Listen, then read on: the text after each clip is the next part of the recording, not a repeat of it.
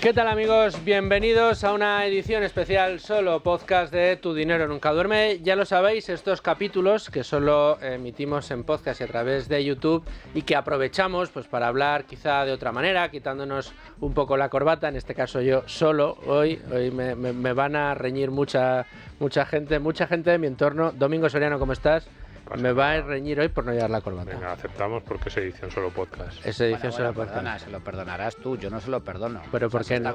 Se está agipiando, te estás convirtiendo en un no te voy a decir que otro director de programas de esta casa se ha empezado a quitar la corbata, pero yo creo que es por el verano, cuando ¿Sí? llegue un poquito, ya se acabe este tiempo un poco más caluroso, yo volveré, yo personalmente con la volveré a corbata. Hombre, Bien. por supuesto. Yo soy un fan de la corbata, lo que pasa es que déjenme ustedes que ahora con este calorcito pues me lo haya quitado unos días. Digo, Manuel, Domingo, que tenemos una edición especial solo podcast porque en ocasiones pues nos gusta detenernos en algunos aspectos que igual no tienen una entrada en este tono como la que hoy queremos tener. Y lo queremos tener para hablar pues con un invitado que tenemos hoy en el estudio, que es Fernando Romero, que es gestor de Abaco Capital, que ustedes le conocen, quienes siguen el programa, porque ya ha pasado por aquí. Y pues hoy Fernando nos proponía hablar un poco más de cerca de lo que es la gestora, la compañía Abaco Capital, su método de inversión y un poco los fondos que ahora mismo tienen en el catálogo y cómo lo están haciendo. Fernando Romero, ¿cómo estás? Muy bienvenido. Muchísimas gracias. Un placer tenerte por aquí en este final del verano, arranque de temporada y arranque de estas ediciones especiales. Hacía mucho que no hacíamos una edición especial solo podcast y ya teníamos muchas ganas.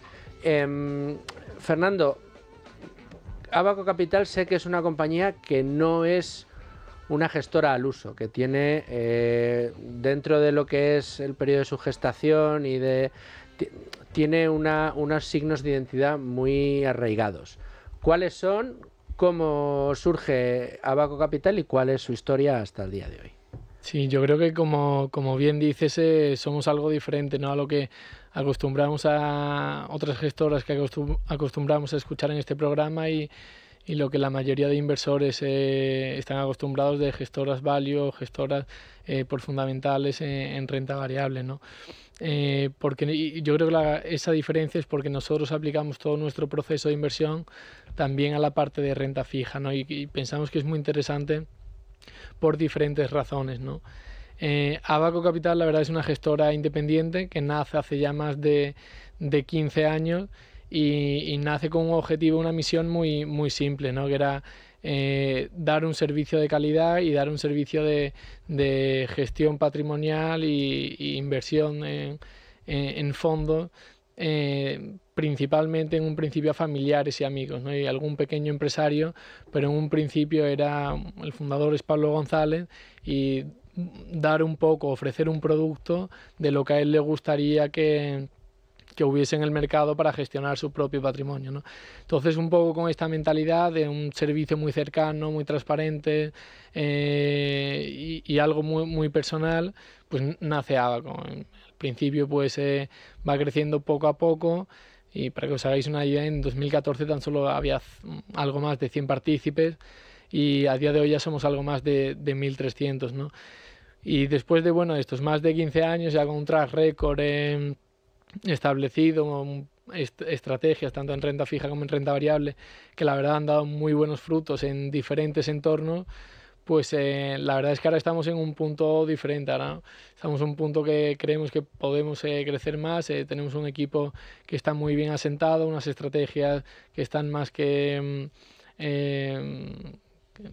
han visto que dan buenos frutos, las hemos ido refinando poco a poco y creemos que es muy interesante. La renta fija, lo que pensamos es que también es una alternativa de inversión, ¿no? Es verdad que muchas veces muchos inversores entienden que la renta variable es el mejor activo con diferencia a largo plazo. Creemos que es un gran activo, creemos que el interés compuesto lo entendemos estupendamente, pero creemos que el mercado, a lo mejor quizás por los 10 últimos o 15 últimos años que hemos tenido de tipos de interés prácticamente a cero, ha dejado un poco en el olvido a este otro activo, ¿no? Que es la renta fija. Es que hemos tenido 10 años que la renta fija, pues que no podías ni mirarla, vamos. Eso que mis profesores de finanzas decían, hombre, es el fondo de armario de cualquier inversor, ¿no? Tus productitos de renta fija los tienes que tener ahí porque esos son el fondo de armario de cualquier inversor. Durante estos años en los que los tipos de interés se han ido a cero o a negativo, durante muchos años, evidentemente costaba muchísimo trabajo encontrar valor en la renta fija. Sí, nuestro producto más tradicional que hemos tenido de renta fija es el renta fija mixta, es un fondo que invierte el 70% en renta fija, pero para que os hagáis una idea, un poco este fondo, incluso en este escenario tan complicado, ¿no?, para los inversores en renta fija, obtenía un 5%, 5,2% anualizado después de comisiones y después de todo, ¿no? Y esto es un poco fruto del expertise que hemos ido ganando con el tiempo en la inversión en crédito, ¿no? Nosotros, como gestora, tenemos siempre un objetivo de rentabilidad a largo plazo de 200-300 puntos básicos por encima de la inflación, ¿no?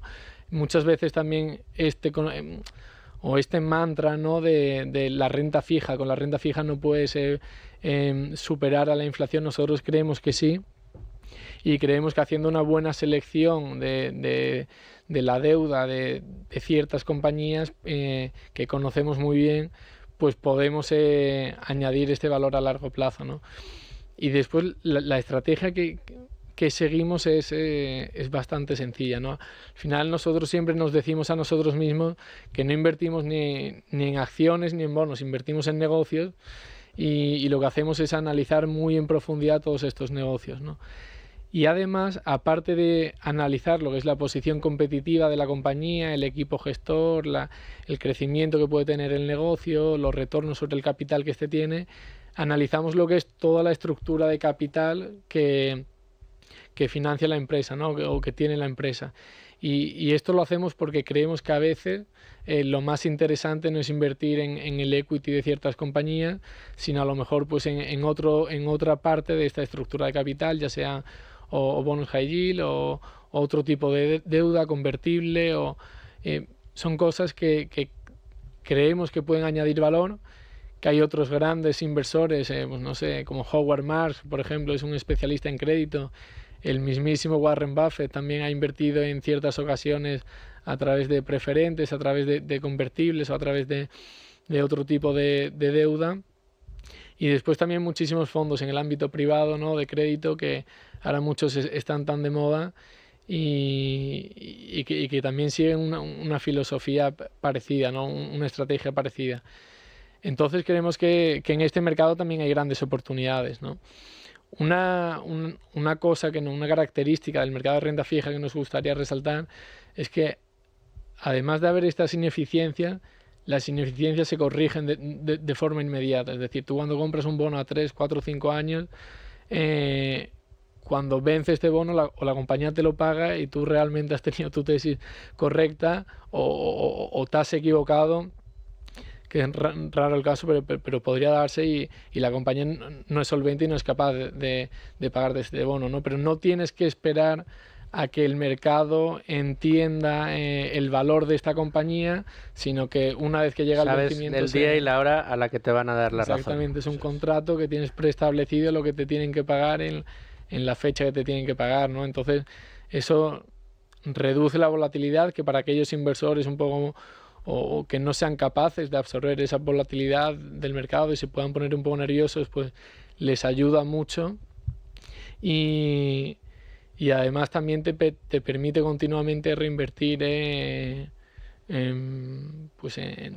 nuevas oportunidades, ¿no? Esto que estás comentando, Fernando, es muy interesante, porque nosotros en este programa normalmente, de la mano de analistas, gestores, etcétera, profundizamos en la inversión fundamentalmente en renta variable, en bolsa, en la compra de acciones. Y claro, lo que estás tú comentando es un acercamiento a lo que es la renta fija. Vosotros buscáis buenas compañías, compañías de calidad, compañías solventes para minimizar el riesgo y que te ofrezcan la posibilidad de que tú le prestes dinero como inversor a esa compañía para, a cambio de un tipo de interés que normalmente supera la inflación.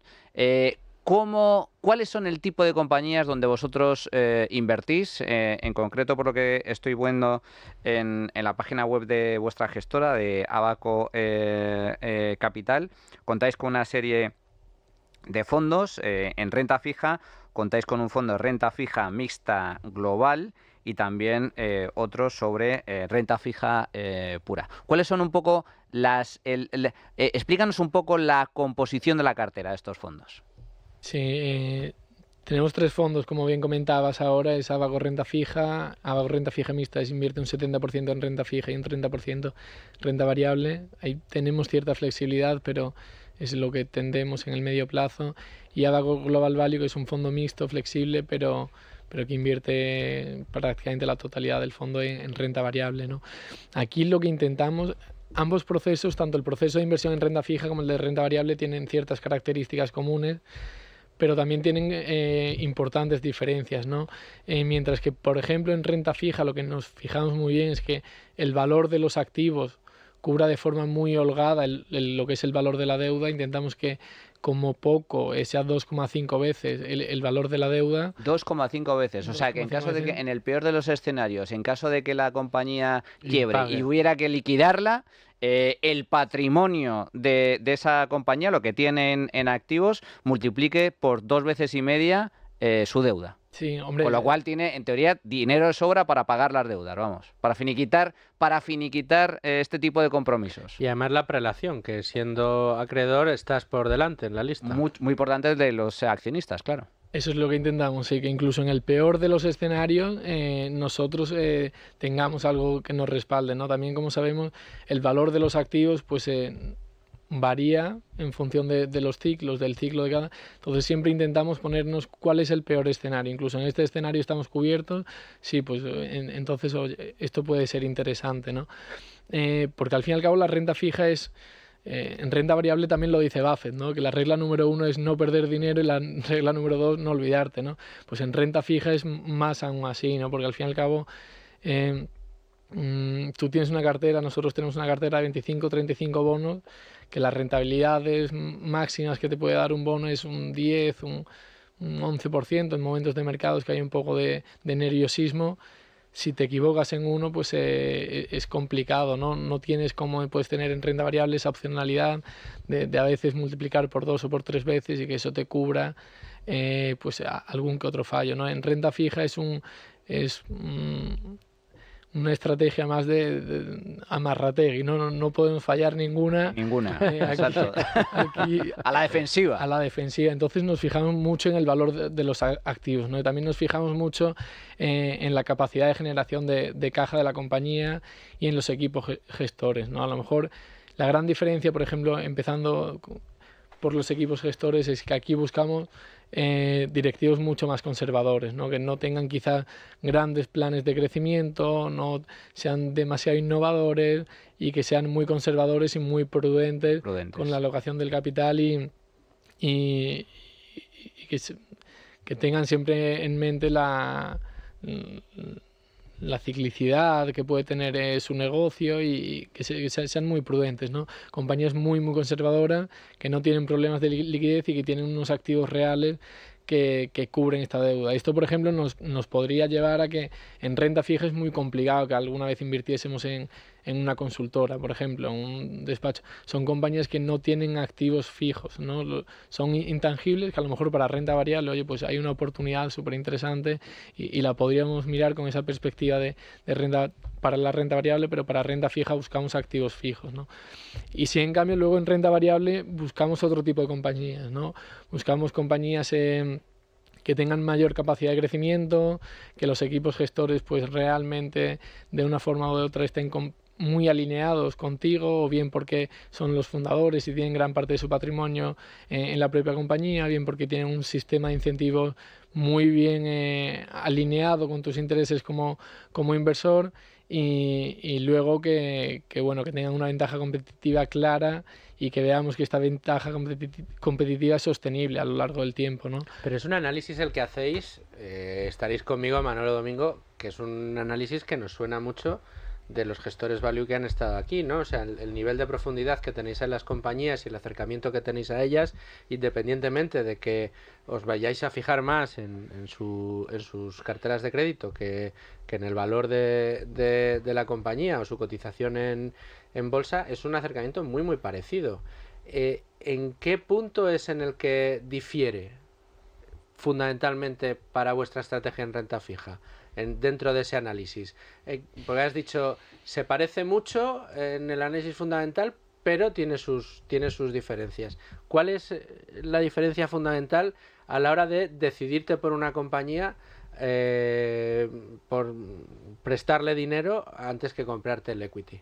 Sí, es verdad que a veces es complicado hacer diferencia, incluso en ocasiones compartimos algunas ideas de renta fija y de renta variable, porque o sea, hay compañías que las tenéis en el Global Value. Siempre gestionando muy bien y preocupándonos mucho del riesgo por la solapación de pesos que pueda haber, que tengamos en el mixto, por ejemplo, que tenemos tanto.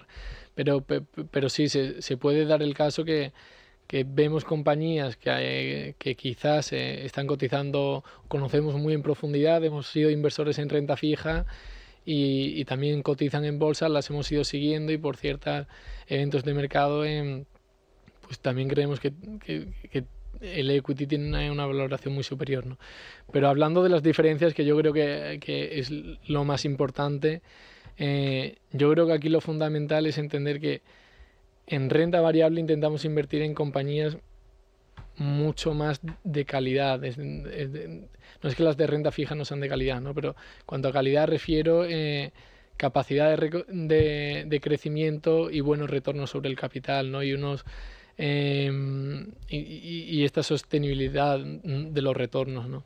Yo creo que la forma más clara de verlo es con algún ejemplo práctico, ¿no? Pues a lo mejor una inmobiliaria familiar que tiene una patrimonial de edificios residenciales en Reino Unido, por ejemplo, y que no tiene grandes planes de crecimiento, vemos que por ser un poco el sector un poco más cíclico, pues tiene bonos que cotizan al 6-8%, pues a lo mejor esto nos parece interesante y a lo mejor para la renta variable, aunque el equity pueda cotizar con algo de descuento, pues mira, creemos que esta compañía es bastante sólida, bastante estable, pero que no tiene esa capacidad de reinversión del capital en nuevos proyectos, en crecimiento y entonces pues preferimos a lo mejor invertir en la parte de renta fija, ¿no?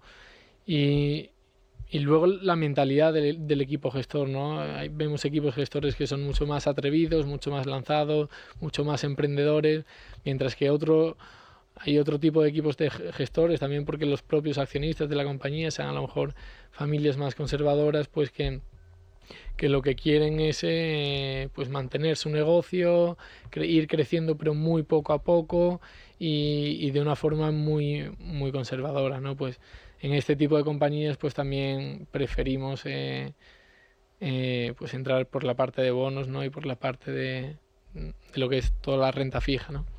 A ver, en renta fija has dicho antes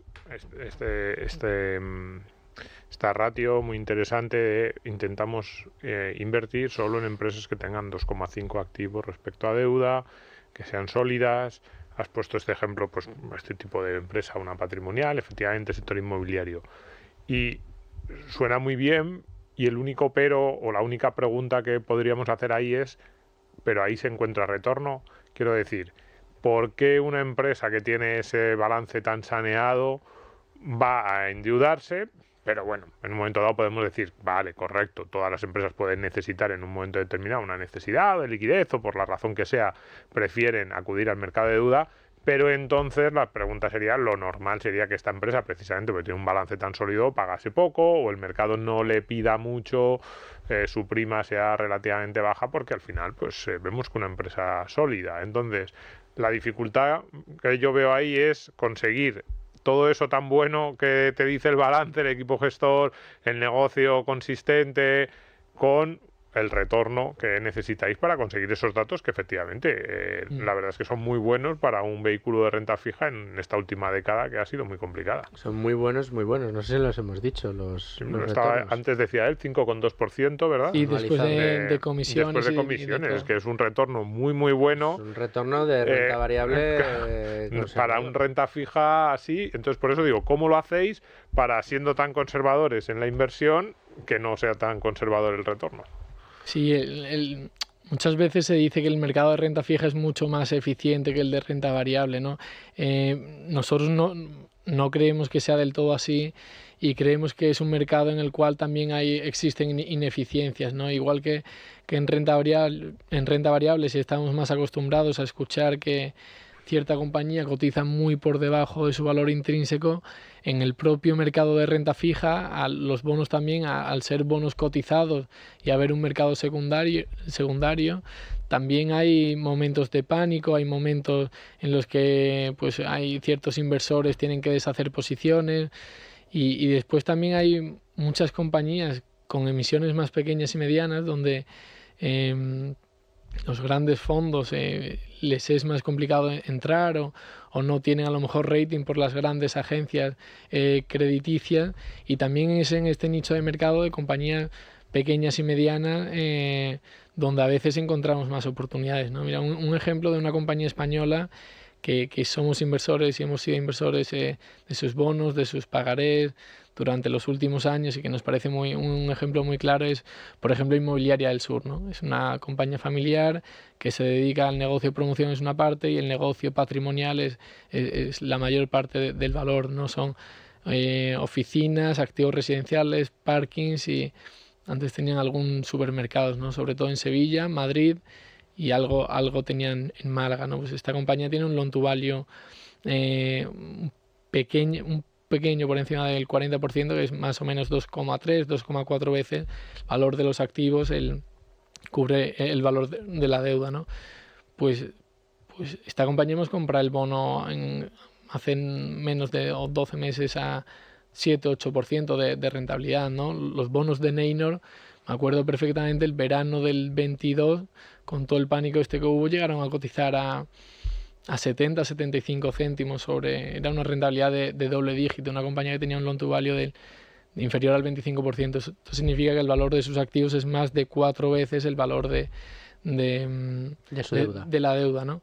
Y el bono de Neynor, por ejemplo, a los 9 meses lo recompró la compañía, ¿no? Con lo cual vemos como también hay ineficiencias en este mercado, y a través de este análisis profundo y de este seguimiento de las compañías, pues aprovechar, ¿no? Este miedo que a veces surge. Y has comentado dos casos diferentes. Uno, de compañía española que comprasteis, entiendo, en la emisión. Y luego otro que compráis con descuento, compráis en secundario. No sé qué es más habitual, dónde encontráis más oportunidades, si en las emisiones, si os da un poco igual, intuyo, quiero decir, os da igual en el sentido de que donde veis la oportunidad, pero dónde es más habitual que encontréis las opciones para invertir en renta fija.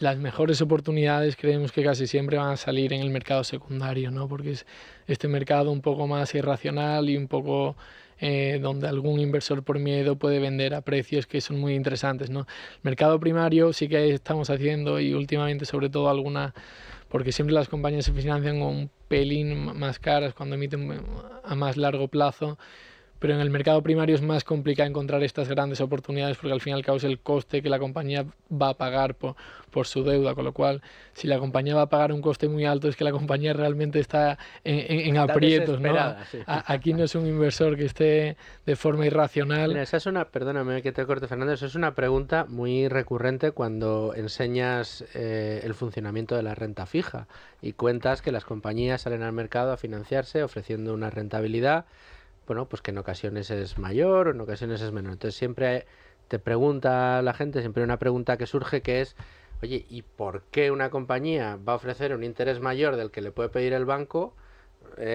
para financiarse cuando podría ir al banco, cuando podría financiarse de otra manera? La respuesta suele ser porque entonces, si hace eso es porque no tiene otra manera de financiarse, ¿no? Sí, bueno, porque a lo mejor quiere financiarse a más largo plazo y un tipo fijo, ¿no? Después también hay sectores que han pasado un poco de moda, que han pasado por diferentes ciclos y que los bancos han dejado de financiar, ¿no? Pasa, por ejemplo, con el sector offshore de estos perforadores de oil and gas, ¿no? Es un sector que tuvo una contracción muy grande, muchísimas empresas pues lo pasaron muy mal y quebraron, tuvieron que reestructurar todos sus balances y este es un sector que, por ejemplo, los bancos ya no financian, ¿no? Y entonces vemos como, a pesar de haber compañías que prácticamente ahora mismo no tienen deudas, han quedado con una emisión, un bono, tienen activos que son líquidos porque hay bastantes transacciones o alguna que otra, por lo menos de forma mensual, en este mercado cotizan con gran... Vamos, los activos, el propio mercado los valora a 10 veces lo que vale su deuda, ¿no?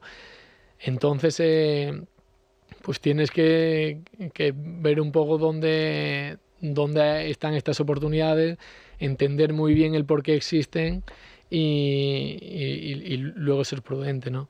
Esto a la hora de invertir y a la hora de desinvertir, es decir, en vuestros fondos de renta fija y renta fija mixta, ¿cuál es el horizonte temporal de los bonos?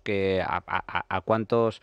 ¿Cuál es el plazo de emisión medio de los bonos? Hay bonos a 1 año, a 3 años, a 5 años, a más largo plazo.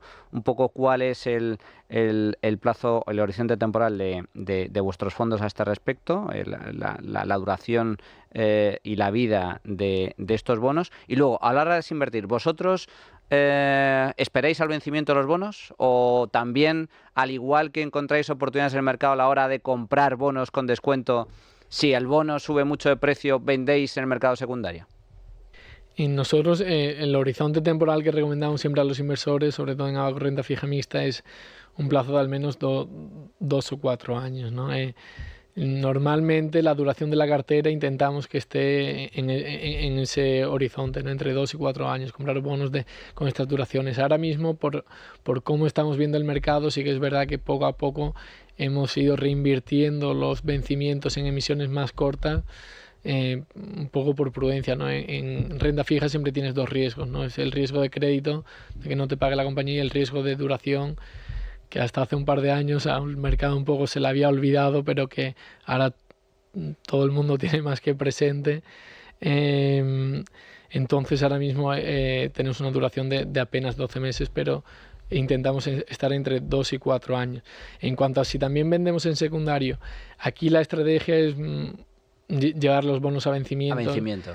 Casi en la totalidad de las ocasiones. Sí que es cierto que a veces pues vendemos los bonos antes porque vemos sobre todo porque encontramos otras oportunidades muy interesantes, o porque una compañía que le vence el bono el año que viene te lo recompra un poco por encima de la par y emite un nuevo bono que te parece más interesante, o normalmente porque encontramos otras oportunidades más interesantes, ¿no? Pero sí que es verdad que la rotación es mucho menor de lo que podría ser en renta variable, pero también porque la volatilidad y las discrepancias son menores, ¿no? Al fin y al cabo, tú tienes una deuda gubernamental, tienes que es muy raro que un bono pague mucho menos que lo que paga es imposible, ¿no? Sería muy, muy raro, ¿no? Entonces nunca va a haber grandes sobrevaloraciones en este mercado, ¿no? ¿Tenéis solamente deuda corporativa o acudís también a emisiones o a deuda de estados, deuda soberana? Nosotros nos especializamos en crédito, intentamos sobre todo enfocarnos en bonos corporativos. Sí que es cierto que de forma puntual y más con una opcionalidad para ver si encontramos mejores oportunidades en el futuro, pues tenemos algo invertido en letras del tesoro a corto plazo, ¿no? Pero la filosofía y siempre está muy enfocada al crédito, ¿no? En estos 15 años de historia que tiene la gestora nos hemos ido especializando en este nicho, y es donde a través de reducir este riesgo de impago, pues creemos que hemos generado y que podemos continuar en el medio plazo generando más valor, ¿no? ¿Y cómo está el mercado? Perdón. Sí, no, justo es que iba a preguntar lo mismo. Mercado renta fija. ¿Y cómo está el mercado ahora mismo? Y tipos de interés, Sí, porque ahora parece ser que se inicia un nuevo ciclo de bajadas de tipos de interés. Sí.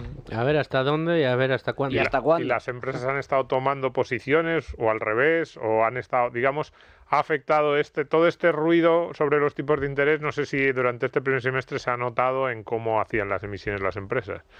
Sí, yo creo que las que están pudiendo están saliendo al mercado, ¿no?, a refinanciar sus vencimientos en el corto plazo. Aquí sí que diferenciaría lo que vemos en el medio y largo plazo y lo que vemos en el corto, ¿no? En el medio y largo plazo vemos que probablemente en los próximos 10 años vayan a ser mucho mejores que los últimos 10 años que hemos tenido. Vemos realmente complicado el volver a un escenario de tipos de interés negativos. Creemos que, no sabemos, es muy complicado, ¿no?, pero que más o menos entre el 2 y el 4% debería de ser un poco los tipos de interés a medio plazo, y vemos esto muy complicado, volver a esas rentabilidades tan bajas, ¿no? Entonces creemos que es mucho más interesante en este entorno invertir en renta fija, o que una parte de la cartera de la mayoría de inversores, la renta fija gane peso, porque las rentabilidades son más atractivas, son positivas. Como os decía antes, en el entorno pasado hemos conseguido sacar casi 400 puntos básicos de diferencia sobre lo que son los tipos de interés. Pues creemos que en este nuevo entorno las rentabilidades podrían ser mucho más atractivas, incluso de lo que han sido en el pasado, ¿no?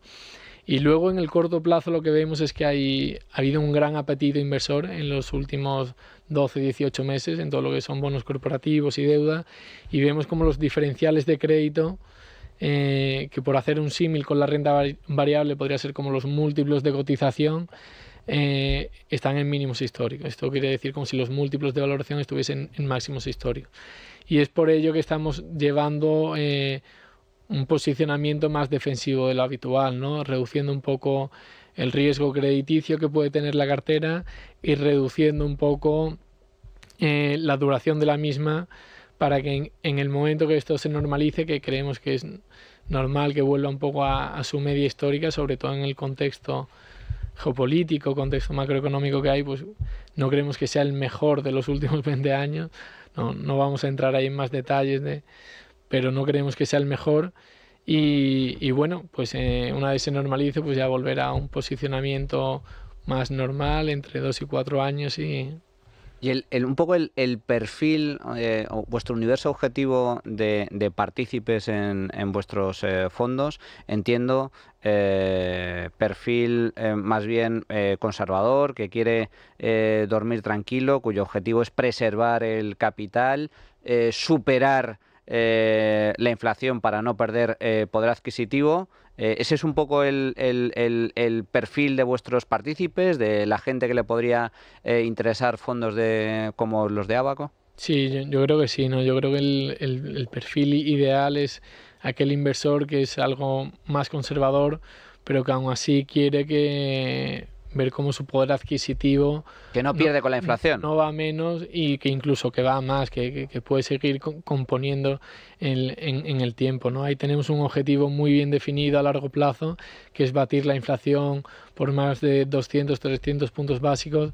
En estos 16 años de 15-16 años de historia lo hemos conseguido, y creemos que ahora estamos mejor posicionados que nunca, ¿no? Y en este entorno donde la inflación ha sido durante los últimos años un poco este miedo, ¿no? Y creemos que ahí podemos añadir muchísimo valor, ¿no? Entonces, para un perfil de ya sea un pequeño ahorrador, un empresario, o un gran inversor que quiere tener un porcentaje de su cartera en renta fija, creemos que si alcanzamos este objetivo somos un activo, en este caso un fondo realmente atractivo, ¿no? Bueno, pues a mí me lo parece. Además, el acercamiento que hacéis a la inversión en renta fija es un acercamiento muy en consonancia con los principios que hemos defendido en esta casa siempre: sensatez, largo plazo, y sabiendo muy bien en lo que se invierte. y además lo habéis hecho desde un punto de vista pues que no es fácil, ¿eh? Sacar las rentabilidades que han sacado anualizadas en un activo como el de renta fija, no hay muchos gestores en España que sean capaces de hacerlo. En la última década, seguro. En la última década, sacarle rentabilidad a la renta fija ha sido muy complejo y conocemos algunos inversores que lo han hecho, pero no abundan, no son... No, y además pues aporta, hay muchos inversores que quieren tener parte de renta fija, que en esta última década probablemente se han sentido incómodos porque tenían que tener más renta variable a lo mejor de lo que ellos querrían en digamos un planteamiento general, pero decían, es que claro, no encuentro nada que me dé rentabilidad en renta fija. Pues este planteamiento sensato, empresa a empresa, yendo a los fundamentales, puede ser muy interesante. Y sobre todo, o sea, el acercamiento a la renta fija, desde mi punto de vista, es esa mentalidad de yo soy el prestamista, yo le presto dinero, ya sea a un gobierno o en este caso a empresas. Y dentro del ámbito de la renta fija, claro, los criterios son diferentes, como bien estaba explicando Fernando, buscar empresas sobre todo solventes, que es la clave del asunto, o sea, empresas que sean capaces de devolver el dinero prestado, y luego la prudencia en la gestión, es decir, empresarios, gestores muy prudentes, que cuidan mucho su negocio, que además el valor de sus activos es muy superior a la deuda que acumulan, porque incluso en el peor de los escenarios pues llegas a un proceso de liquidación. Y los primeros que cobran, esto es importante recordarlo, que es una de las ventajas que tiene el inversor de renta fija en comparación con el inversor en acciones, en equity, es que el primero que cobra es el acreedor. En este caso. Bueno, después de Hacienda. Bueno, claro, es que Hacienda es el acreedor de todos. Eso es lo que. Pero, y esto es también una ventaja. Y a mí me gusta mucho el enfoque de prestar sí, es decir, inversión en renta fija sí, pero más allá de estados y gobiernos, que normalmente, y esto daría para otro programa, son malos pagadores, pagan mal y si pagan en muchos casos, invertir en bonos corporativos de empresas solventes y con negocios sólidos. Luego, una compañía, Fernando, estamos terminando ya, que decía yo al principio que tiene un sello de identidad muy singular, y es que aquí hemos hablado con muchos gestores que han creado un vehículo en el que también han metido el dinero de sus familiares y de sus amigos. Este es un vehículo que nace para familiares y amigos, que funciona, y entonces es el momento en el que se abre a los demás. Por eso creemos que es un vehículo que tenía un espacio importante que llenar en Tu Dinero Nunca Duerme, y lo ha hecho Fernando en esta edición especial Solo Podcast, en el que hemos profundizado tanto en vuestra estrategia como en vuestras tesis de inversión y en la historia de la gestora. Así que te agradezco muchísimo que hayas perdido un ratito de tu tiempo, salir de esa cueva en la que estás ahí mirando bonos y calculando rentabilidades, y que hayas compartido tu conocimiento y tu expertise con nosotros. Muchísimas gracias a vosotros, es como siempre un placer estar aquí, ¿no? Bueno, el placer es nuestro, te lo agradecemos mucho, y ahora sí, te amenazamos. Muy pronto aquí de vuelta, te queremos. Sí, eso no, cuando queráis. Bueno, pues muchas gracias, Fernando, muchas gracias, Domingo y Manuel, y nada, hasta el siguiente especial. Hasta luego. Podcast.